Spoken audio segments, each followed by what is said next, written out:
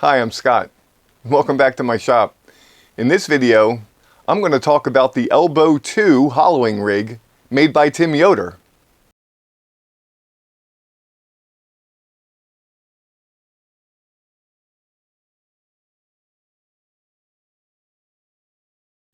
I started making hollow forms several years ago, and unfortunately around 2016 I was in a bicycle crash and I wound up breaking my collarbone, and then the handheld hollowing tools became kind of uncomfortable for me to use on any type of long-term basis.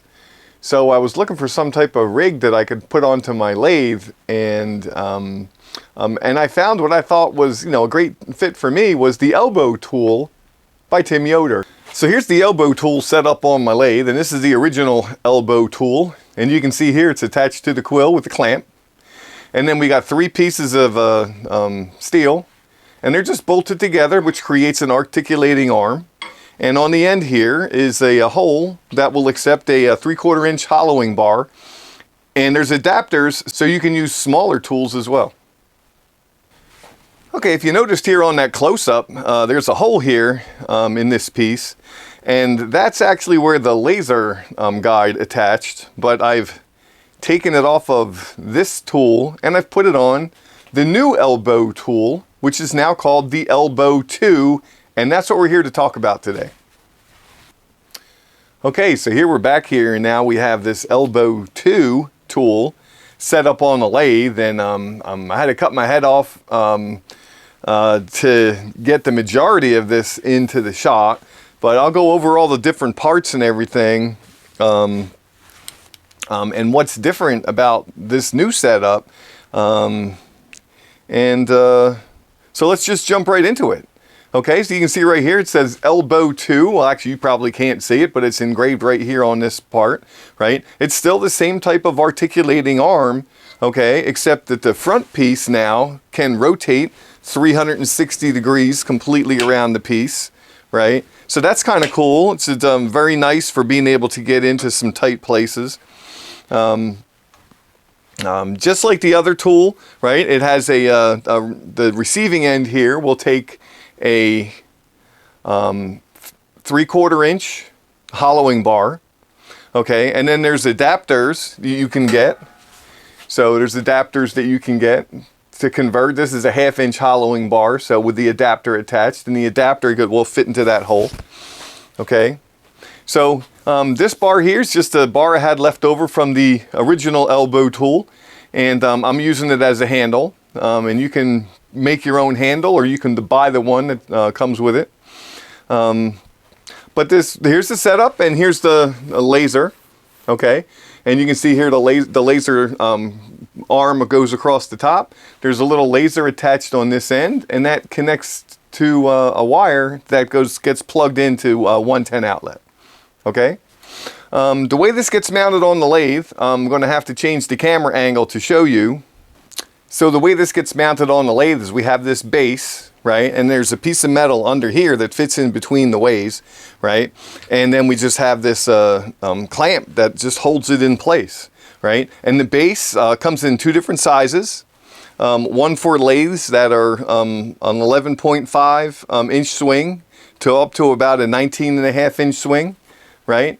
And so this is the base, okay? The second size would be for larger lathes that go from about a 19.5 to a 26.5 inch swing.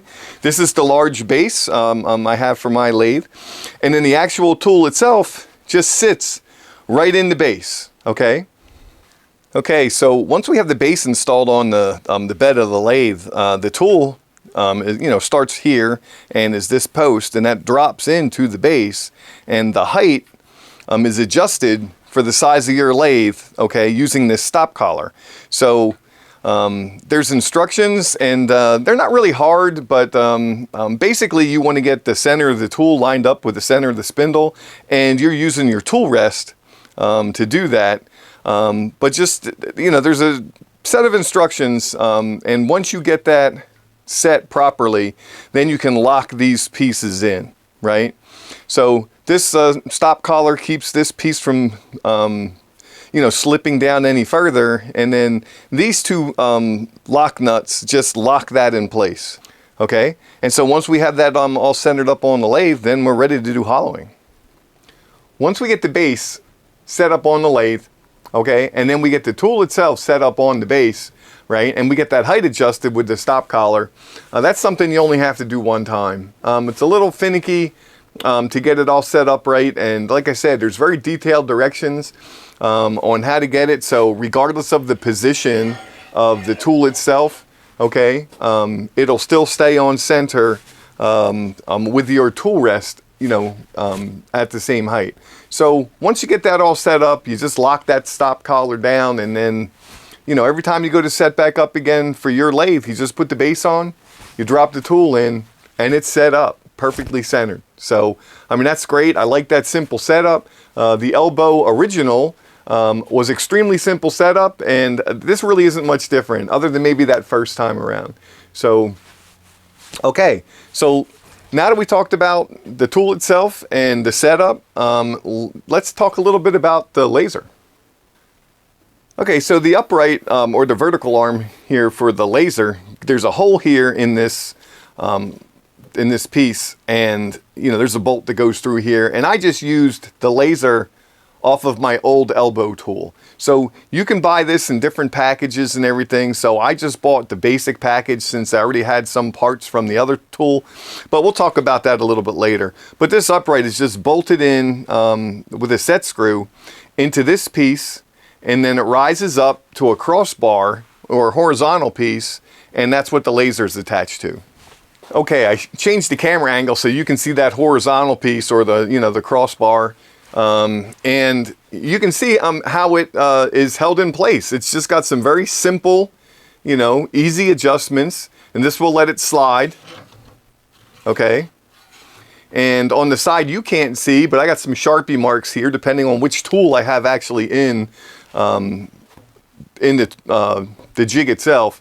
So, but I can get a rough adjustment and then just tighten this down. Okay.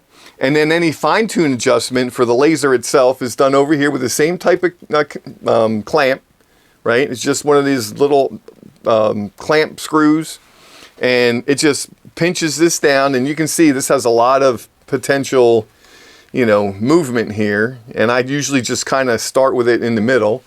That way I have some play either way. But I got a tool in here, and I can show you, I'll get this turned on and I can show you the red dot and how I set this up on the, use the laser to set up on the tip of the tool. Okay, so from this angle you should be able to see the laser light on my hand, and it's just about at the tip of that tool. Okay, so that's not really the most advantageous spot for that laser light to be in, right? You're definitely going to want to set a gap between the laser, the dot, and the tip of the tool, depending on the wall thickness of your hollow form. Okay, so I mean, most of the time we're going for about 1/4 inch. Okay, and I'm just going to go back to that top little clamp and move that. All right, and you can see here I've moved that off a little bit. Now that's not 1/4 inch, it's probably about 1/8. So, but you can see where I've put the laser here, and I've put it off of this edge, right? And that's usually where I start out, is on this edge. And the reason being is because when I'm hollowing the top part of a hollow form, you know, near the opening, you know, the tip of the tool is going to be near the opening, which is up on this end here, okay? If I had the dot somewhere else, it really, I would wind up just puncturing through the piece. So as I'm doing the top, the laser light is usually about here. I'm going to loosen this clamp and move this kind of around. When I'm doing the side, I generally put the laser light about in this position. Wow, I can't get that to be, I'm holding this with my hand. Okay, here, let me just put it on there and just lock it down, I guess, instead of trying to wiggle it all around. Okay, so when I'm doing the sidewall, okay, generally that's the position of the laser, because just when the laser, when the tool's inside there, this edge of the tip is basically then perpendicular to the sidewall, right? So I want to make sure that that gap remains constant from the top curve through the side and down to the bottom, okay? And when I'm doing down near the bottom, okay, and if I had a straight tool on here, and you know what, instead of just trying to show this, let me put a straight tool on and I'll show you exactly what I'm talking about for doing the bottom. All right, so I usually wind up switching to the straight tool by the time I'm doing the bottom of a piece anyway. So I put the straight tool on so I could kind of show you this laser position. And I don't put it directly off the top of the tip. I just put it out to the side a little bit because the tool is actually inside the piece at an angle, right? So that'll kind of give me the wall thickness, you know, towards the lower end of the piece, but also it will give me a little bit of a cushion here towards the bottom, so as I'm getting down close to the bottom, I won't get too narrow. Okay, so we're just coming off of that at a little bit of an angle. Okay, but that's what I do. But you're definitely going to have to adjust the laser. If you're going to use a laser, you're going to have to adjust the laser beam and where it hits on the tool depending on what part of the hollow form that you're hollowing. Alright, so let me start off by apologizing for the change in the audio quality here. I had a little bit of a glitch with my microphone in the shop. So anyway, I'm just doing a real quick demo here with the laser. I'm on an actual piece, and you can see I'm lining up the measurement for the tip of the tool off to the side so I can do that upper shoulder. And you can see I got that mostly done, and I'm just actually just reducing that thickness. And then you can see here that the majority of that laser has fallen off the wood, and you can see it on the bed of the lathe. Okay. As I get around to that corner though for the side, you can see it got a little bit thicker there. So I'm going to have to reposition that laser off the tip. All right. I'll take a quick measurement here just to make sure that I have it the right 1/4 inch. Make some adjustments, and then I'll get to finish hollowing this piece out. All right, so you can see here that I'm going to smooth out this corner first. All right, and just try to get that corner nice and even with the top shoulder part that we did. And now you can see I'm just kind of going straight in to the piece with little cuts. All right, so little cuts in, straight in, and I'll do like 3, 4, 5 of those, and then you'll see me smooth that out. Okay, and then 3 or 4, 5 cuts in, and then we'll smooth that section out just to make it even with the rest. And the laser really makes it easy to keep that wall thickness consistent. As I get closer to this lower third, I'll wind up switching out that hook tool for a straight tool. Okay, and then I'll position that laser dot so I can finish up the piece. So here you can see I got the straight tool in, and I'm working on the that lower third. And you can see the wood there is pretty thick. I leave the bottom fairly thick just to give the piece some stability. Right, and I'm whittling away at that wood, and as I get it closer to the edge, and I'll start being a little bit more careful and take little bites and then smooth it out, and then try to smooth that lower corner out. And you know, once we get that all done, then we're finished. So that's how you use the laser. All right, so just some real quick information, and I got this off of Tim Yoder's website, right? I mean, the bases, I think I mentioned that already. The base comes in 2 different sizes. The first size is the smaller size, and that's for lathes that have an 11.5 to a 19.5 inch swing. I mean, that's a pretty broad range, but you can see that the adjustment is there, and because of that that stop ring, or that that stop ring that's on there, and the larger size is for 19.5 to 26.5 inch lathes, right? The bed length, according to Tim Yoder's website, isn't really going to matter. Apparently, you can use this on, you know, a very small bed lathe. If you have a really small lathe, I would actually maybe send him an email and make sure it's going to work for you. But for most, like a mid-size to a large-size lathe, it probably should be fine. And swings from 11.5 to 26.5 inches. Okay, so that's pretty good. I like that this the head on this rotates 360 degrees, where the old one didn't. So you can definitely get into some tighter spots with this. I mean, that's pretty cool feature.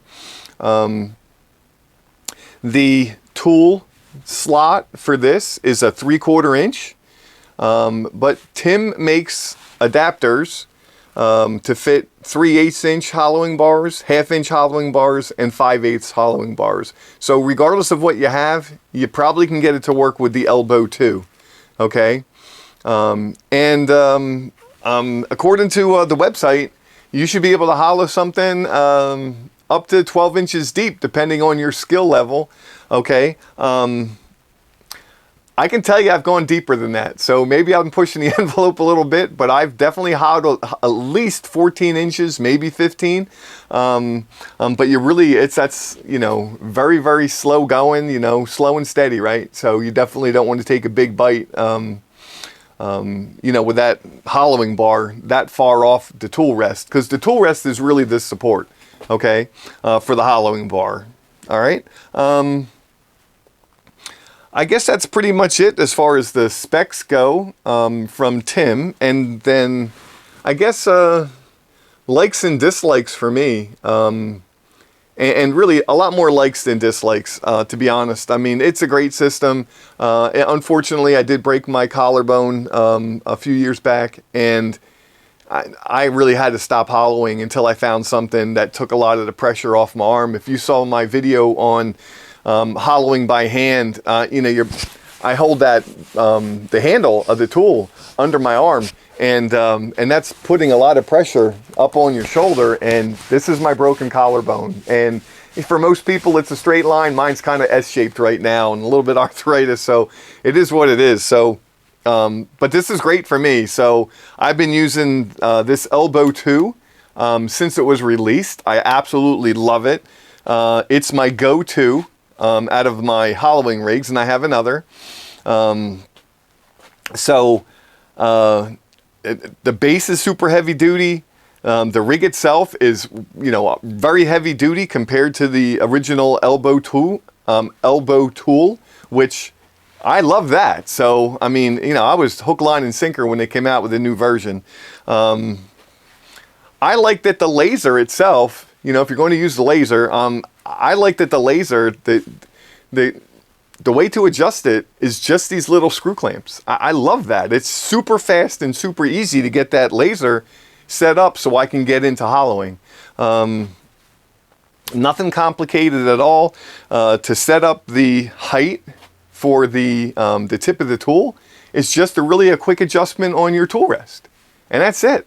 So as long as you have like a little point to go to, and I would just put like a little dimple at the top of the hollow form, and then line up my tool off of that, right, before you start hollowing. A lot of times what I'll do is I'll take a Forstner bit and I'll drill out a chunk of that you know, piece, and I have an extension, so that little dimple end, usually it's buried deep down inside the piece, but I can just put the tip of the tool into that little dimple inside there and then just kind of adjust the rest, so I know I'm right on center. So, I mean, simple setup for the laser. It's really easy to use. You pretty much can use any tool with it. I have two different sets of hollowing tools. I have the 3/4 inch and 1/2 inch. And, you know, for smaller pieces, I use the 1/2 inch, and the thing works great. So yeah, dislikes. Wow. The one thing I really don't like about the Elbo 2, and I don't really think you can get away with it regardless of what. So the jig itself has a range of motion, and then it won't go any further, right? I mean, you max this out, all right? So once it's maxed out, I mean, you can't really change the angle, and the only way that you can get to hollowing certain parts of that, you know, your hollow form, would be then to loosen the clamp on the base, and then slide the base either closer to the piece or further away from the piece, just so you can get the right angle to hollow, okay? So I guess that's maybe the biggest dislike that I have, but I don't really think there's a way around that, to be honest. To get around that, I've had John Jordan has made me up shorter tools, and that helps. So instead of moving the jig, I will swap out maybe just to a shorter tool, which will give me maybe a better angle But yeah, you're definitely going to have to move the jig. Even with the original Elbo tool, you know, you had to move the tailstock in and out to hit certain spots. And usually it's that upper shoulder area, because that's usually the hardest spot to reach, and on certain shape vessels as well. So, but other than that, I mean, I really don't, you know, another negative is the wire, right? If you want to call it that. I mean, I love that I plugged this into the 110 because there's no batteries, right? I don't want to have to deal with batteries. Batteries, if they're dead, you got to replace them. If you inadvertently leave the laser on, then the batteries are going to drain. This, I have an outlet strip mounted on the leg of my lathe, and I just plug this in and it's ready to go every time. Now, sometimes it gets in the way, right? So you just got to be careful. I mean, you definitely don't want to pinch it in between these pieces, and then if you cut this, you're kind of screwed, right? So you don't want that to happen.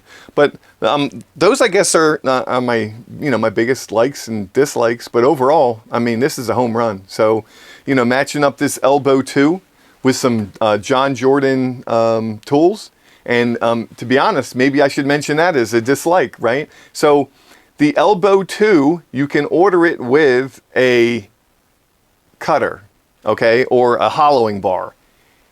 And I'm not a fan, right? Sorry, Tim, I'm not a fan. I've been using the John Jordan tools, and they're totally a home run. As a matter of fact, I don't know if you noticed or not, but you can see this bar here. This is, right now I'm using it for a handle, right? And it's great handle. It's a 3/4 inch bar. But where I got this from, this is the original Elbo Tools hollowing bar. So that's how much that I was not a fan, right? So I've repurposed it now as a handle. So John Jordan tools, 100%. Like I said, sorry, Tim. I mean, I'm just not a fan. So, okay, so enough of that.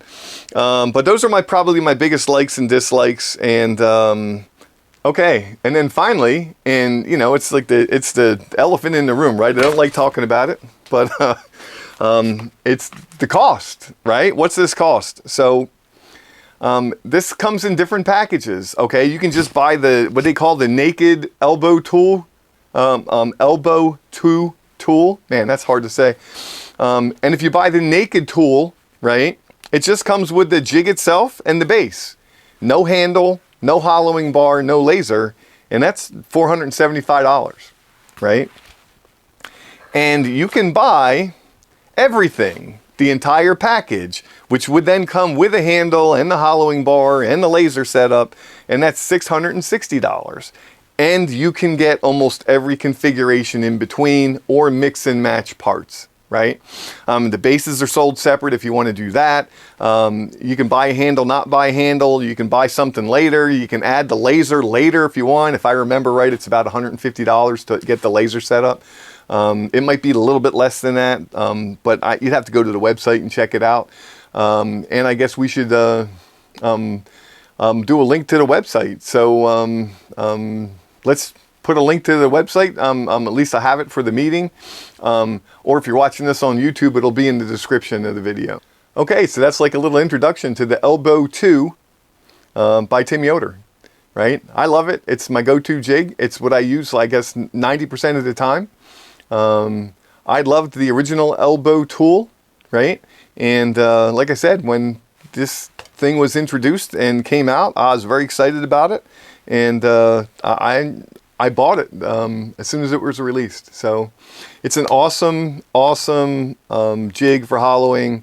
And like I said, in combination with John Jordan's hollowing tools, you're hard pressed for, you know, doing, you know, anything, you know, hollowing maybe about 10 to 12 inches deep at max, or anything smaller. I think this is a total home run. You know, anything much larger than that, and you're going to kind of need a whole different setup. So, all right. So I hope you liked watching the video. If you did, and you have any questions, please ask. And I guess that's it for now.